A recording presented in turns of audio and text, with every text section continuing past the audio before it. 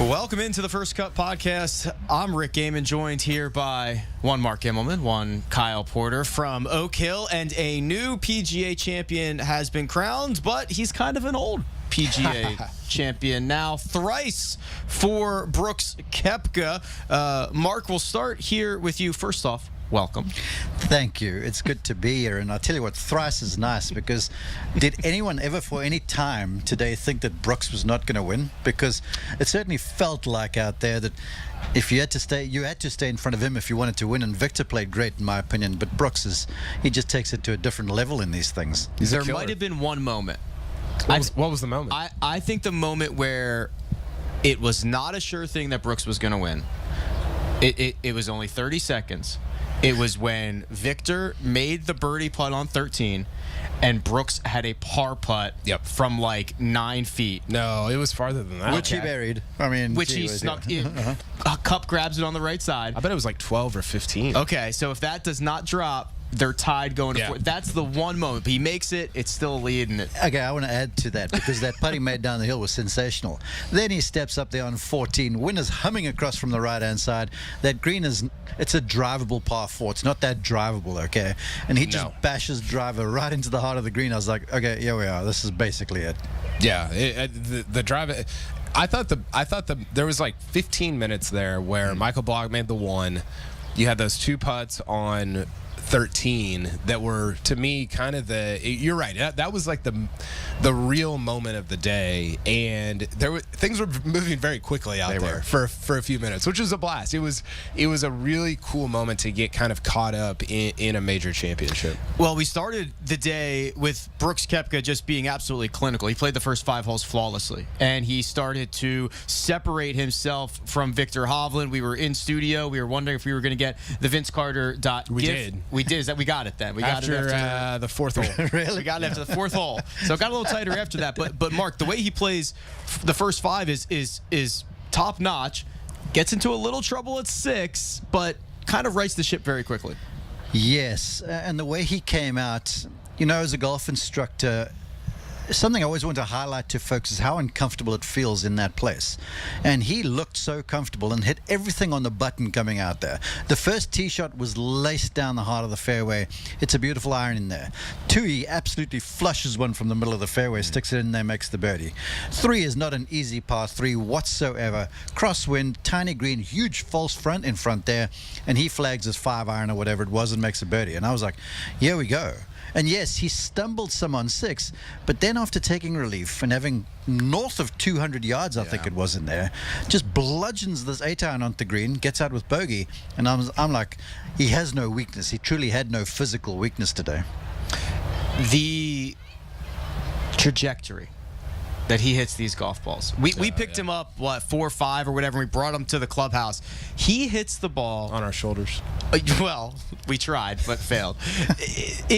The ball never stops going up. It's like a homesick angel. Yeah. Bravo. These guys. We had a conversation. We had a dinner conversation earlier this week, Rick, about whose swing you would want. There's some obvious ones. Adam Scott is an obvious one. So we tried to stay away from the obvious ones. And I said Brooks Koepka. Mark might disagree, probably will disagree. I don't know if it's a beautiful swing, but I love how athletic it is. How effective it is, how efficient it is. It's extraordinary. He's an unbelievable hitter of the ball. And I don't know if we have a clip of 18, but coming up 18, Rick, it reminded me of DJ in 2016 at Oakmont when he won the U.S. Open there. It was the same sort of twilight as the sun was fading.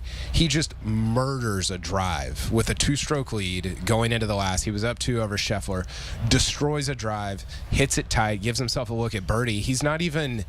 a lot of guys in that situation would play it safe, would just get it to the house, and he didn't. He just went after it and burned it down for his 5th major championship. We're going to go over the list here in a little bit of guys that have won 5 majors since World War II, but it's Brooks didn't know who was on it because he was asked afterward, right. But I do know who's on it, and it's a pretty extraordinary list. Here's that shot here's the approach into 18. That's like, remember DJ in 2016 at Oakmont? Yeah.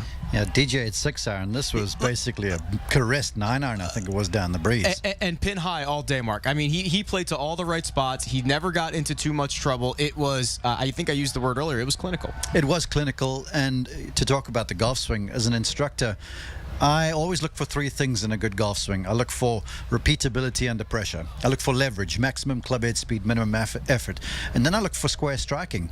And that, hitting the ball the right distance every single time, every ball he hit came out of the guts of the club face. I mean, he flushed it the entire day. And so as a result, he was carrying bunkers in dog legs. He was hitting the ball tons in the air to bring him down softly on these greens and stuff. It was a truly major championship winning worthy performance. That list, KP, because we've got a list here. Five majors before turning 34. Tiger, Jack Seve, Tom Watson, Gary Player, Arnold Palmer, and Brooks Koepka adds his name to that list. Now 5 of them, 3 PGAs and 2 U.S. Opens. Well, within the sport, these are first-name guys only, right? Yeah. Who on this list can you not just say their first name and you know who they're talking about? Tom. That could be old, young. Kim. Stop. I think everybody knows who you're talking about. I was going to give just not before turning 34, but just the list of guys that have won 5 since World War II. Jack, it's pretty much the same thing. Jack, Tiger, Hogan, Player, Tom Watson. Tom Watson, Snead, Sam. Don't know if you've heard of him. No. Slammin' Sammy. That's who it was. Palmer, Lee Trevino, Nick Faldo, Phil Mickelson, Seve, and Brooks Koepka. Every single one of those in the Hall of Fame. Yeah, like first ballot, automatic, no doubters. And Brooks is now on that list, and he might not be done. We had a conversation on the 18th tee box. It's not like he's 40. He's got a lot of majors ahead of him and seems to be, forget all the physical debilitating stuff. Mentally, he's in such a better space now than he was 1 year ago when he didn't even have a top 50 at the majors. Yeah, I saw him smile a lot today, which I don't think I've ever seen before. Mark, we were talking about this a little bit earlier as well. You know, this is a runner-up finish at the Masters, a win at the PGA Championship. I think he's going to be on the Ryder Cup team. I think he will, but before that, I want to just quickly visit this and get your take. You know, for the longest time, Rory was kind of the player of our generation, right, with these 4 majors. You know, because Spieth hadn't got there just yet, and Brooks was tied. Brooks is the guy now. 5 of all of them. Look, Rory's got more PGA Tour wins and more FedEx Cups and stuff, but this is how these guys measure themselves. So Brooks is the guy, and along that Ryder Cup conversation, Zach Johnson is going to have to take give that side-eye look if he's going to avoid Brooks Koepka for that team, because the way he played today, he just intimidates everybody he plays alongside. And tip your cap to Viktor Hovland for hanging in there like he did. But Brooks has that aura. He has the aura of all those names, Kyle, that you read on that list. Yeah. They step on the tee with you, and you're like, holy cow, there's Jack, and holy cow, there's Tom. Brooks is that guy. Not Tom Kim. Basically, a quarter of his wins are major championship wins, which is sick. One. And, do you talk about the historical aspect, where it fits into it's always easy to be kind of like a prisoner of the moment here, but that's all I do. But it's like you said, he's not done here. Yeah. Which is the scary part. I think 2 things. One, first of all, if he doesn't make the Ryder Cup team, then it's a sham. It cheapens that event, right? Like that makes that event less. Look at you guys go. Less than it would be otherwise. So forget about all that. He should be on the Ryder Cup team. He's been beaten by 1 guy in the first 2 majors. Yeah. That's never happened, and somebody didn't make the Ryder Cup. So it would cheapen that event. Number 2, to Mark's point, I want to. Here's what I want to see over the next 5 years. Somebody on Twitter said this. I can't remember who. We've got major winning Brooks back. I'd love to see 5 years of major winning Rory back as well, because those guys, I think you can probably throw. DJ is a different age. He's a little bit older. Rory and Brooks are the same age, but those are kind of the 3 guys of this overlapping generation that are the guys, and you could, Spieth and JT are kind of in that. I don't know that they've done Spieth and JT haven't done as much as those 3 guys, especially at the major championships. But I want to see Rory and Brooks kind of go at it for the next 5-6 years and pick off a few more majors. Any guesses of what Brooks's official world golf ranking will be on Monday morning? 16. Okay. What's he now? I don't know. I think he's, I don't know. 19. 13. All right. All right. There you go. Viktor Hovland played in that final group. And, Mark, you said we got to tip our hat to Viktor. He was engaged in a battle with Brooks all day long. He had a couple of putts that did not go his way. I'm thinking of number 2, where he stuffed one in to that front right pin right after Brooks did it. Anything you can do, I can do better. Didn't make the putt. Brooks did. I think of a couple of putts that certainly weren't gimmies, but they were opportunities in the middle of the round. And he was fully in it until 16.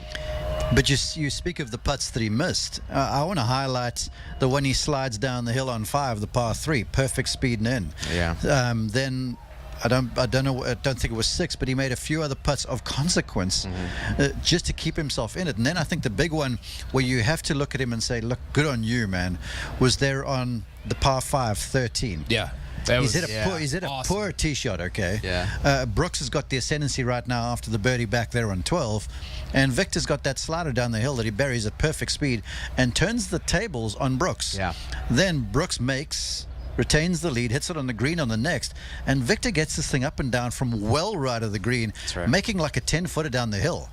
Old Viktor, and he's not very old, 25. Viktor 1.0 didn't do that sort of stuff. Viktor 1.0 didn't get it up and down out of greenside bunkers like he did this week. Viktor certainly didn't get the thing up and down around the greens like he did this week. So even though he fell short, and he'll probably rue the thing tonight when he's with his buds and traveling home, I feel like Viktor, when he revisits this with his coach Joe Mayo and his advisors, they'll be like, this was a major step in the right direction. Here's that disaster. Similar to what we saw Corey Connors do on Saturday. The fairway bunker at 16, ball below his feet. It was not a good lie. Big clump of sand behind his ball, and he just drives it into the face of the bunker. KP, you gotta take a drop there. It's not a penalty. It's embedded ball relief, but you don't get a good look at that. You don't get a good drop. He just advanced it down the fairway, and when the dust settles, it's a 6. Well, that was when the tournament ended, and he knew it. You know, I was having a conversation with somebody coming up 18, and I think out of his 3 top 10s now at majors, he had the Open last year with Rory. He had Augusta this year, which was not. I mean, he led after the first round, right? But that was kind of a round. Yeah, but it wasn't as neck deep as it was. That was kind of as close as he got. I think this will be the most heartbreaking. Yeah, I know it'll be the most heartbreaking, but that's a good thing, right? Like I said this earlier this week. It feels like he's building toward winning a major.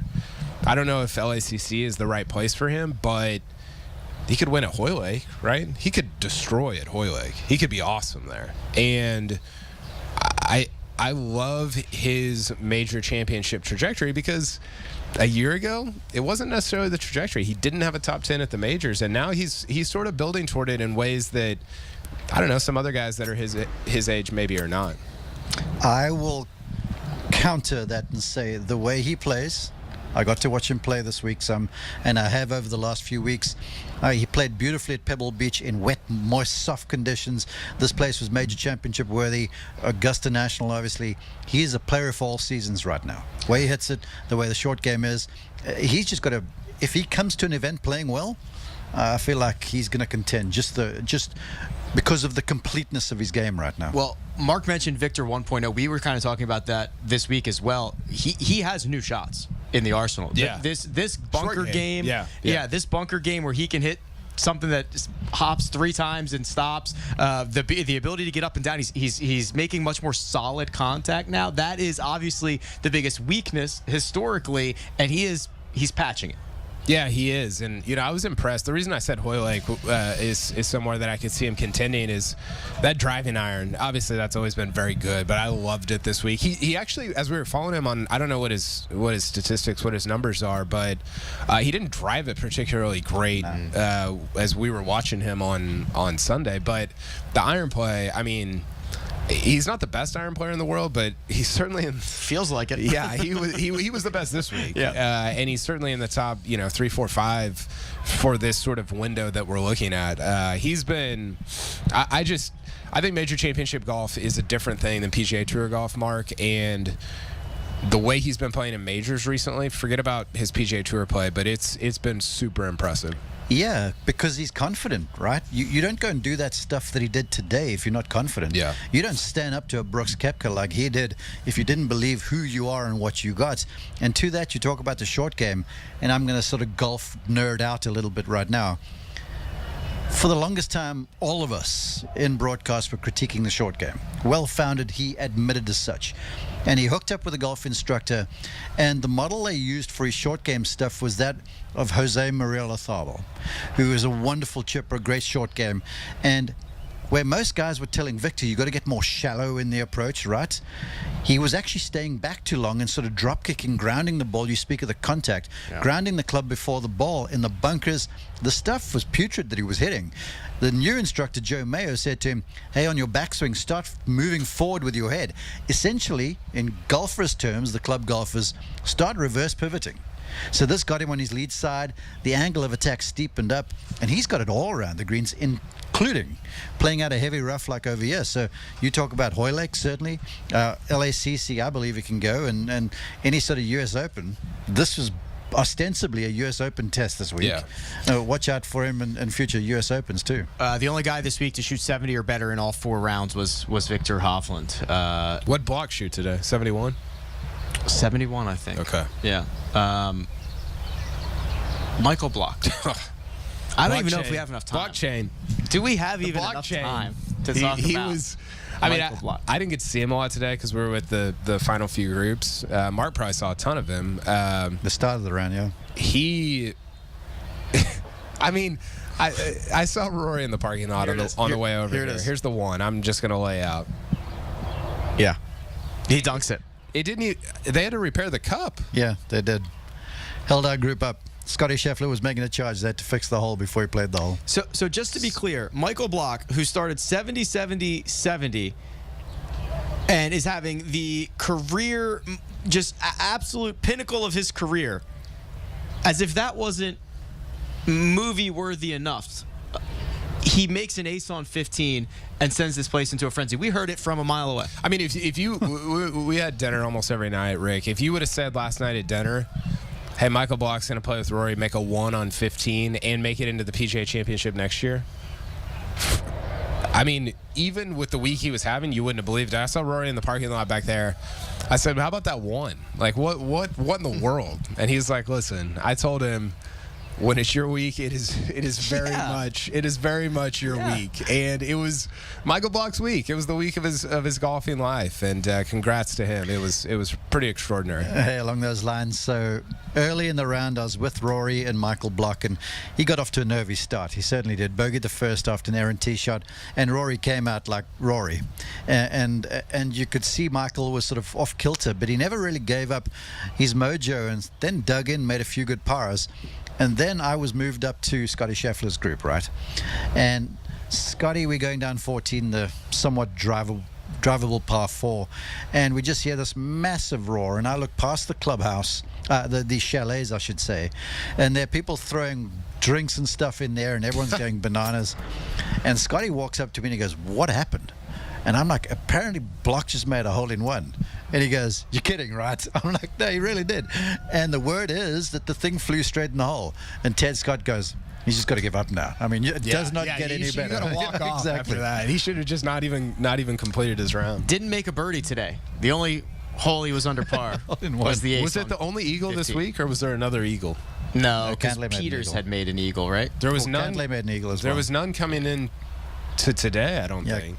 Cantlay had one today. Okay. Okay. All right. But get this too. He'd never made an ace in competition. So you just save it for a major championship. If you sent me on a Sunday. If you sent me the script, I would have said too unrealistic. But go and buy lottery tickets, Michael Block, if you're listening to this. Yeah. We're going to continue this conversation. Lots more big boppers in the mix. We're going to say goodbye to you, KP. Thank you very much for joining us. Hey, what a week.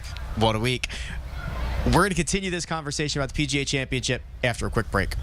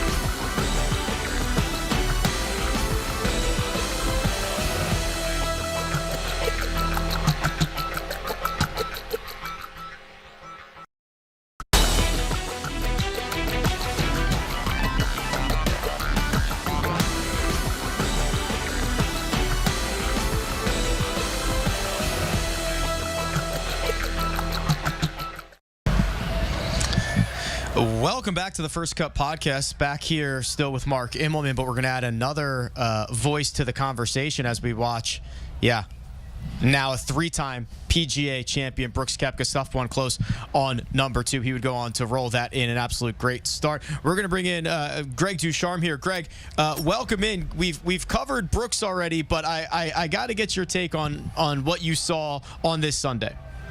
Oh, man. Well, first of all, what a week. I know you ended the last segment with that. I think it's a great thing to say because this was just absolutely incredible. And I'm Brooks Koepka, who I know you spoke about earlier. To me, this was all about handling bad breaks. And I know he didn't necessarily go into what he learned from Augusta National, but you think about some of the bad breaks he got in that final round on that final day at Augusta National. And they happened again this week. 2 of his bogeys came from really, really challenging, difficult situations in the bunkers at both 7 and 11 that could have gone another way, and he handled them with grace. Right? He handled them much better. He was not upset about them. He took what he had and was able to capitalize and kind of limit the damage. So I was really impressed with this kind of comeback story, which is very similar to what he did in 2019. 2019, he had a great chance. You could argue gave away a Masters and came back and won the very next major at the PGA. So all the credit in the world to Brooks Koepka because this was a major champion-like performance, and he is a very worthy champion. Very worthy champion indeed. That shot he hit on 11 was sick. We were standing right there, and sick. Good. Yeah, sick in a good way. Since we have the Ice of Fire with us, I think we should give an update on the PGA Championship fantasy game. And Greg, you were coming into Sunday as the leader for us. You were 4th overall. I can confirm that our 18-hole leader, our 36-hole leader, our 54-hole leader, Steel Da won, went wire to wire, won our PGA Fantasy Challenge with a team of Colin Morikawa, Patrick Cantlay, Viktor Hovland, and Michael Block. But Greg, your team, Brooks Koepka, Scottie Scheffler, Tony Finau, and Matt Cahill was actually upset by Patrick on Sunday. I'll give you his team in a second, but you came in second out of us.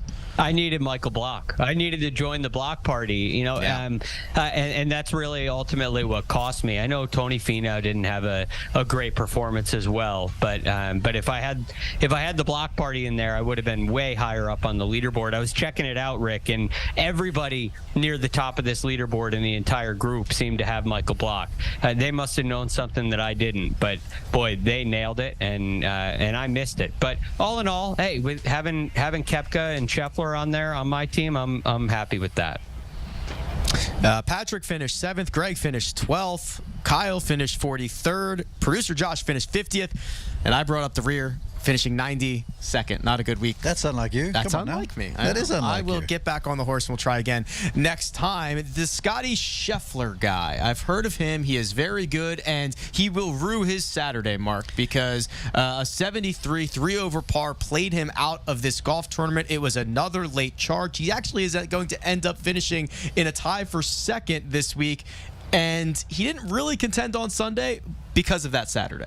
True. That's why you play 72 holes in big events. Oh, that's true. No, really it is. And every great champion will go through these moments of trial. And Greg referenced that with Koepka. And it was the same thing with Scottie, who got off to that horrid start on Saturday where he was basically like 4 over through 8 or whatever it was. But today he showed the champion that he was. He came out. He didn't have all of his game. He was having FaceTime lessons with his longtime instructor, Randy Smith, who is actually at home bedridden after back surgery. So having FaceTime lessons to try and find a little something, yet he did enough to make himself relevant, to post something, and at least make Brooks think a little bit.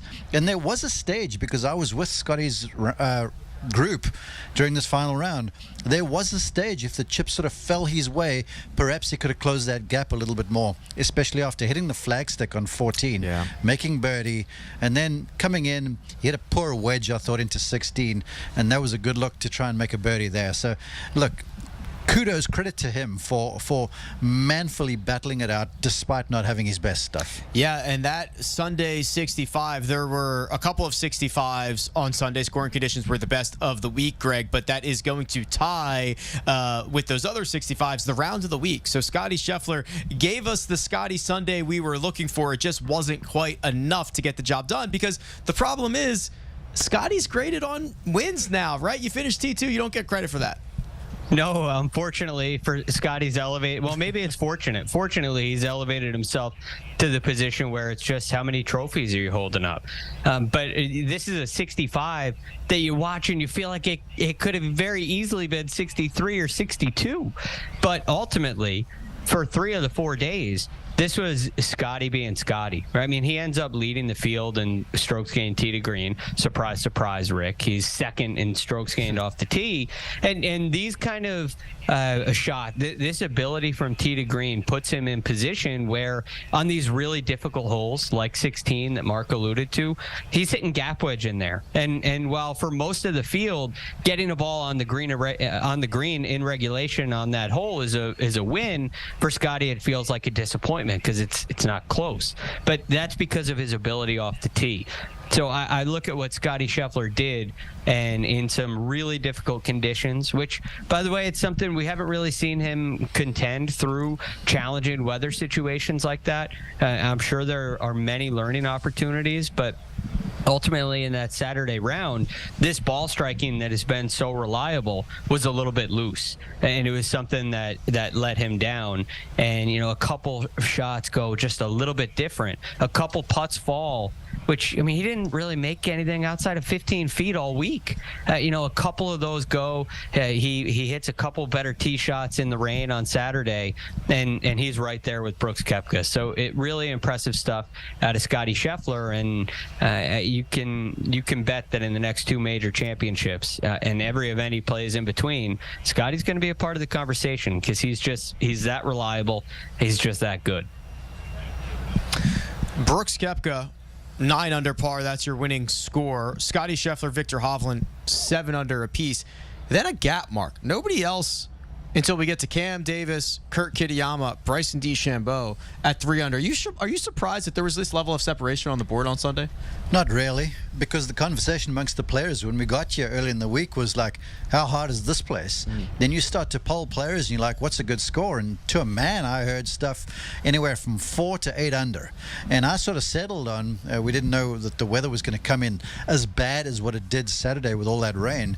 I was sort of settling on the fact that, okay, if you do 2 under around this place, you're likely going to win, which was very close to winning. Right. But it was the kind of test, this golf course, where if you were just marginally off, it was going to trip you up.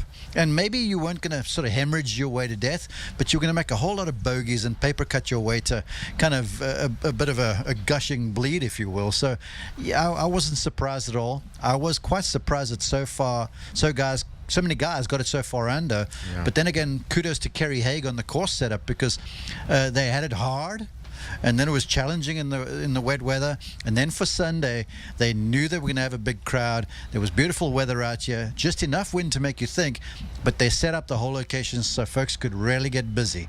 And if you were playing well and striking the ball well, you could get after it, and certain folks did. Those Sunday 65s include Cam Smith, Kurt Kitayama, Cam Davis, Scottie Scheffler, and friend of the pod, Sepp Straka. Hat tip to all those guys. Rory McIlroy here, Greg, got us all hot and bothered. He stuffs his approach on 1 to tap in birdie range, and we fled. We ran over there. We said, okay, it's happening. We got to see this. When Rory inevitably turns in 29, we've got to be there. He immediately gives it back on 2 with what Mark called a little, wipey fade? Wipey and disastrous. Yeah. Now, I must say this. When I was there in the fairway, he hits his tee shot off the first and just absolutely pummels this 3-wood over the bunker, 290 in the air. And my spotter Craig looks at me and goes, sort of raises his eyes to go, isn't this the guy that was missing fairways all over the joint? And from there, I get a yardage. Craig looks at me and he goes, he's going to stiff this. I'm like, I feel the same thing. And the next thing, he nearly holes out. The place goes bananas. And I was like, here we go. And everyone kind of felt that thing. Hits it down the fairway on 2, and you think, now, wait a second. But there's this front right hole location. I remember because it was 3 paces on, 3 paces off the right-hand side. And in my head, I had crafted this beautiful short call that was going to be like, 3 on, 3 from the right. Maybe an omen for a 3, another birdie. But he wipes this wedge into a bunker and makes a bogey. And so then it kind of went downhill for a while. So we had the first cut team had a rough go. You had a line that you didn't get to use. Kyle had a great meme that he did not get to deploy because of the results of the tournament. It would have broken the internet if the situation played out, but it did not. Greg, Rory McIlroy made plenty of birdies this week. That was not the problem. 4 more bogeys on the card, including number 4. That's a par 5 for Rory, and it was just too many crooked numbers to overcome. Yeah, you look at it, wasn't just today, Rick. It was throughout the entire week. I mean, 3 of the 4 days, he made 4 bogeys. And that's too much to overcome. So you look at Rory and, heading into this week, really after Masters, heading into Wells Fargo as well, it felt to me like the beginning of a new season. It felt like somebody who had taken a little bit of time off, and perhaps we were going to have a little bit of rust. And I think that's kind of what we're seeing. The talent, the ability level of Rory McIlroy allows for these wonderful shots, wonderful tee shots like the 3-wood he hit at 1 and the wedge that he hit in there really close are miraculous. But then there's the sloppy stuff, like the miss to the right from 127 at 2, the 3-putt at number 4, even number 15, where Michael Block, his playing partner, nearly does hole it. Rory hits it down into that collection area from 150 yards and doesn't give himself an opportunity for birdie. So these are kind of the sloppy, loose swings that are costing Rory McIlroy right now, and that's the kind of stuff he has to clean up. But ultimately, I'm optimistic about Rory heading into this week. I didn't expect a performance to be this, full of emotion, and I didn't expect a performance where he was really going to give himself a legitimate chance. And after the first hole today, he had a legitimate chance. If he does go shoot that 29 on the front 9 that you're so sure he's going to shoot, this tournament can start to feel and look very different. But unfortunately, the loose swings and some of those mistakes really end up costing him. Greg, I'm with you. Last year, prior to this PGA, the one at Southern Hills, I had Justin Thomas at the AT&T Byron Nelson, and I remember him hitting a 5-wood down the 12th. It was a par 5 then. This shot, he hit it, and I was like, yowza, it was one of those. And he was the reason why I decided to go with JT the following week at Southern Hills in one and done, which he turns out winning. Rory today hit a 4-iron into the 7th that when he hit this thing, I actually went like, all right, it might not be consistent, because he mentioned that he feels good on the range in practice. It just wasn't translating to the course.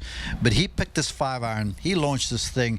It took off and just went. Actually flew it over the back of the green, turned into a bogey. But he hit it exactly on the button. And I was like, here we go. This is a really good sign, because all the other ball striking earlier in the week when I saw him was kind of unconvincing given his lofty standards. But that 4-iron, I was like, okay, it's real. It's coming back. And so I feel like things are boding well for McIlroy as we head into the summer. It's real and it's spectacular from Rory McIlroy. Bryson DeChambeau, Greg, after opening with a Thursday 66 round of the day, finished with 71, 70, 70. If Major Championship Brooks is back, is Major Championship Bryson back? Well, we definitely saw a lead ability off the tee, right? I mean, he led the field in strokes gained off the tee this week. You saw some really good putting out of him. You saw some really good iron play out of him. Although the iron play did kind of diminish throughout the week. It went downhill a little bit in each round after a really, really nice first round. But ultimately, this Bryson is looking much more steady, looking much more consistent, still has a ton of power. And it feels to me like Bryson's in a little bit of a strange place. Like he's not as comfortable coming back into the light the way Brooks Koepka is.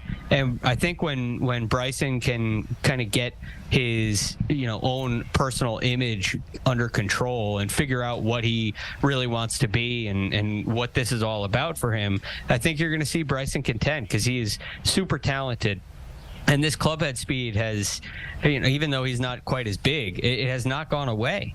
And on a setup like this, it's perfect for Bryson DeChambeau. And I imagine LACC is going to be a very similar circumstance. So I do expect to see Bryson over the next couple of years remain in contention in these big events, because they're made for him. He's got an advantage out of the rough, and with his distance and his ability on the greens, he's a great putter as well.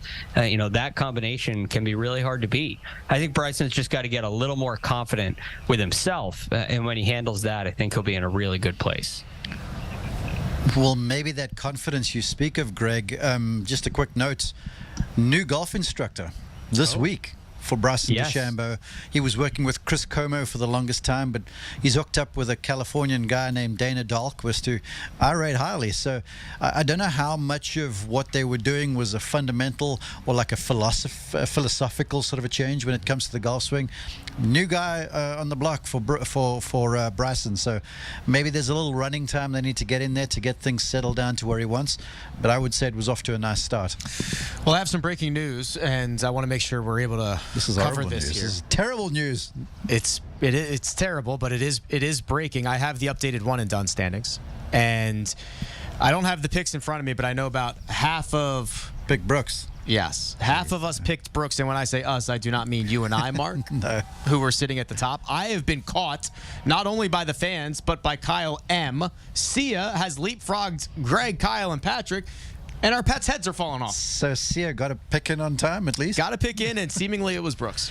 Yeah, look, Brooks was a good call this week, and I will be honest. Thursday, when Dustin Johnson played so well, and my guy Cameron Young. And listen, for the record, I had Cameron Young earmarked for this event. New York guy coming back to New York, golf course rebuilt long, rewards a long driver. I was like, Cameron Young. But when I saw him play as poorly as what he did at Quail Hollow, I had my reservations, but I went ahead and stuck with it, which was a bit short-sighted.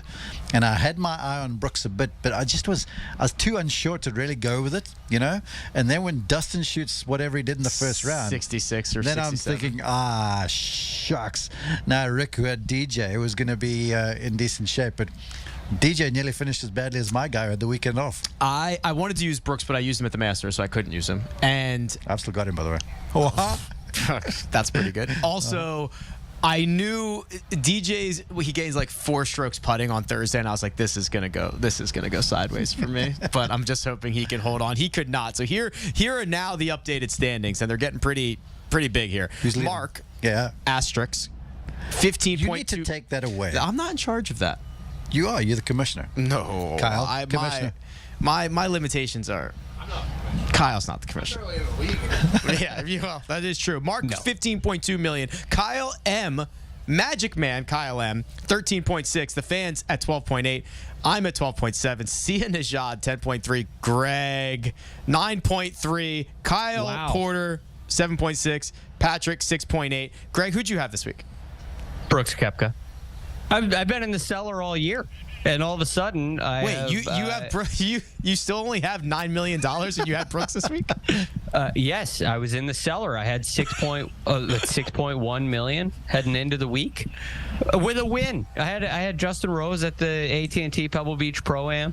I mean, I had only missed one cut for the entire year. I mean, I've been playing some really good golf. I just haven't been turning in the scores, especially in the big events. But finally, I cracked the code, and I have gotten myself out of the cellar, and I am thrilled about it. So thank you, Brooks Koepka. Thank you, Brooks Koepka. Yeah. And thank you very much. All the hard-working people working behind the scenes to get this podcast out each and every day from Oak Hill. Big thanks to you, Greg DuCharme. Big thanks to you, Mark Immelman. And big thanks to you, the fans, tuning in every single week. First Cut podcast will be back at it again next week for the Charles Schwab. Yes, Colonial. I'm going to be there. Cowtown, great event. Cowtown, Colonial. We'll see you there. Goodbye.